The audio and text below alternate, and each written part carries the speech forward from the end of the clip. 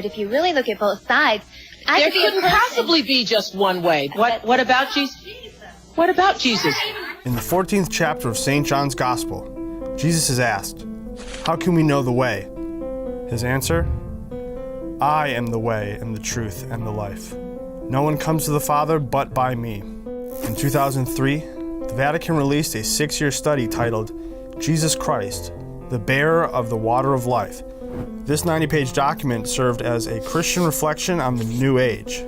In it, the document states, New Age traditions consciously and deliberately blur real differences between creator and creation, humanity and nature, religion and psychology, and subjective and objective reality. What is your definition of God? All that is, everything, everything. Breath, life, everything. I can't even, just get Webster's dictionary and throw it on the floor. It's everything, everything. And God is in everything. God is everything, not only in, is everything. Pantheism eliminates subject and object. There's no relationship between subject and object. So it raises an epistemological question in philosophy, which is, if pantheism is true, how do you know it's true? You couldn't possibly, because a subject needs to reflect on an object to obtain truth. So once you eliminate subject and object and say everything is God, then how do we know that?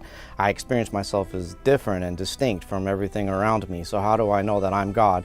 And how do you know that you're God? And how do you do that, especially when people are having conflicting wills? They're not agreeing on being God together. So philosophically, it's a huge problem. The main problem with pantheism, as far as the Catholic faith is concerned, is it utterly contradicts the Catholic faith. The Catholic faith is clear. We have right in our creed, the Nicene Creed, and the Apostles' Creed. I believe in God, the Father Almighty, creator of heaven and earth. Okay. The creator and the created. So that's a subject-object relationship right there. So God is absolutely distinct from his creation. He transcends his creation. He's totally immanent in it, and he's totally transcendent in it. Another aspect of New Age thought, according to the Vatican document, is the idea of the Age of Enlightenment, in which Satanism is named as one of its extreme forms. Ironically, this New Age of Enlightenment is nothing new at all, but rather comes from the past Enlightenment era of the 17th and 18th centuries. One of the many errors the New Age adopts from the Enlightenment era is sentimentalism, which says that man's passions, or his personal feelings and emotions, act as the dictator of truth. David Hume, for instance, a sentimentalist, wrote in his 1739 book, A Treatise of Human Nature, that reason is and ought only to be the slave of the passions. And God is a feeling experience, not a believing experience. That's right. And if your religion is a believing experience, if God for you is still about a belief, then it's not truly God. Our first parents were created with preternatural gifts. One of the preternatural gifts was integrity. Integrity means that their intellects and the passions of the soul, the emotions, if you will, were completely subject to those and in perfect harmony with one another. So my thinking didn't go in one direction and my feeling go in another direction. Now, of course, we have concupiscence, and that's been ruptured. So integrity is lost as a preternatural gift. So my reason can go in one direction and my emotions can go in another. That's why we have to, according to Catholic teaching, subject our emotions to right reason. So our reason has to subjugate our emotions. Over the past decades, as the New Age movement gained more and more traction, its ideology became ingrained in the culture, and especially in the music industry.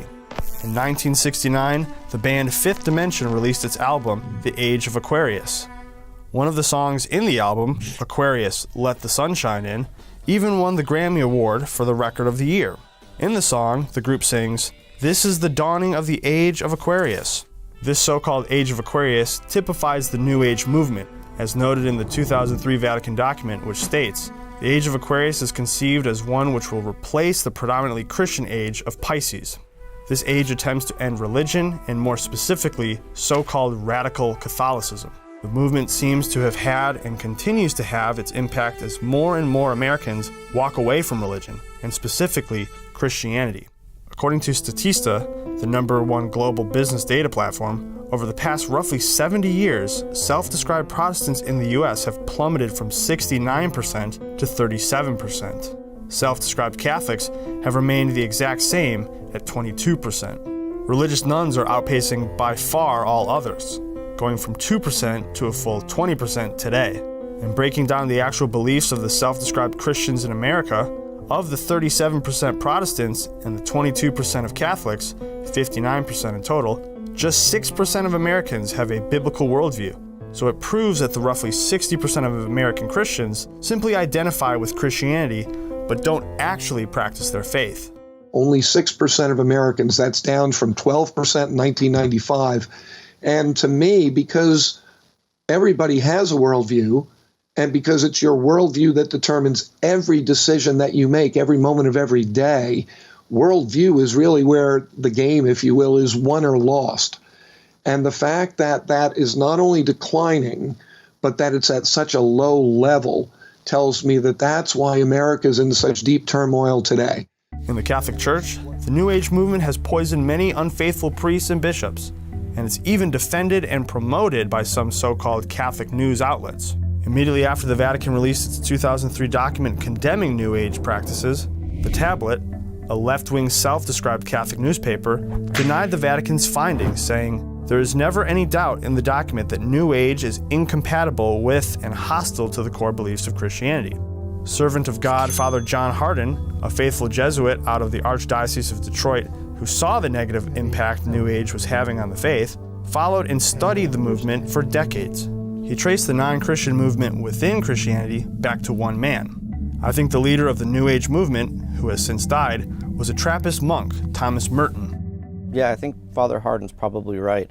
Thomas Merton started one way, and then he seemed displeased with Christian mysticism, so he started looking into Eastern religions like Taoism, Buddhism, Zen as an offshoot of that. He even said, I think it was that Zen had something to teach the church, and that the church really needed to embrace some of these Zen ideas to really move forward, which is just utter rubbish and utter nonsense. The church doesn't need Zen, and the church doesn't need Buddhism, and the church doesn't need any ism whatsoever, because Catholicism, the faith, is based on a person. That is the person of Jesus Christ, and Jesus Christ is the only way to the Father, and you're only going to get to heaven through him, and not any other ism on the planet is going to get you there.